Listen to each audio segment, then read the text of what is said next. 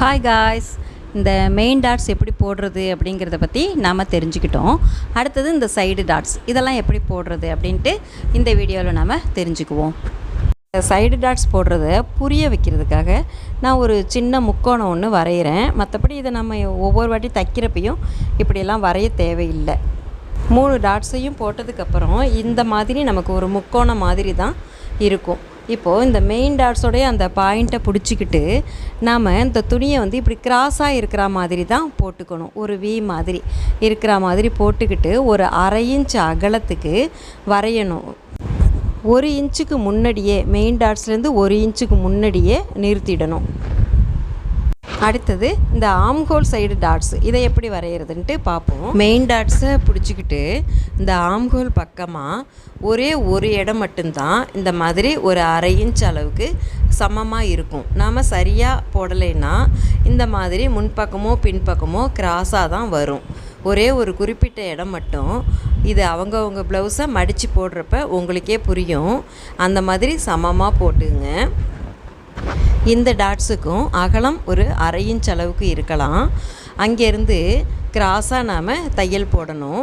இந்த மெயின் டாட்ஸோடைய பாயிண்ட்லேருந்து ஒரு 1/2 இன்ச் தூரத்துக்கு முன்னாடியே தச்சு வெளியில் வரா மாதிரி கிராஸாக நாம் முடிச்சுக்கணும். இப்போ நம்ம இந்த மெயின் டாட்ஸை தச்சிருவோம். இதை தைச்சாதான் நமக்கு அந்த சைடு டாட்ஸை தைக்கிறது ஈஸியாக இருக்கும். அதுதான் முறையும் கூட.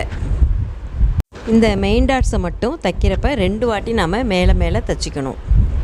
ஓகே, இப்போ இந்த மெயின் டாட்ஸை பிடிச்சிக்கிட்டு துணியை இந்த மாதிரி கிராஸாக போட்டுக்கிட்டு நாம் தைக்க ஆரம்பிக்கணும். மிஷினில் வைக்கிறதுக்கு ஏற்ற மாதிரி துணியை பெரட்டி வச்சுக்கிட்டு நாம் தைக்க வேண்டியது தான்.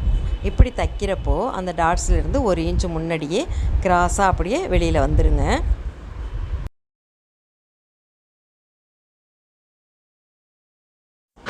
தைச்சதுக்கப்புறம் பார்த்திங்கன்னா இந்த மாதிரி கிராஸாக துணி கொஞ்சம் வெளிப்பக்கமாக நீட்டிக்கிட்டு நிற்கணும். இதை நம்ம அப்புறமா கட் பண்ணிவிடுவோம். அதுக்காகவே இந்த மாதிரி வெளியில் நீட்டிக்கிட்டு நிற்கிற மாதிரி தான் நாம் தைக்கணும். அடுத்தது இந்த ஆம்ஹோல் சைடு இருக்கிற டாட்ஸு ஏற்கனவே வரைஞ்சிருக்கிறோம் இல்லையா? இப்போ ஒரு 1/2 இன்ச்சுக்கு தைக்க ஆரம்பிச்சிடணும். அந்த மெயின் டாட்ஸோட பாயிண்ட்லேருந்து 1/2 இன்ச்சுக்கு முன்னாடியே தையல் அப்படியே வெளியில் கொண்டு வந்துடுங்க. இப்போது நான் சொன்ன மாதிரி தைச்சிங்கன்னா உங்களுக்கு டாட்ஸ் நல்லா முன்பக்கம் நல்ல ஒரு ஷேப்பில் அழகாக உங்களுக்கு கிடைக்கும். ஓகே காய்ஸ், இந்த மாதிரி நீங்கள் டாட்ஸ் போட்டிங்கன்னா உங்களுக்கு ஒரு நல்ல ஷேப்போட முன்துண்டு கிடச்சிரும்.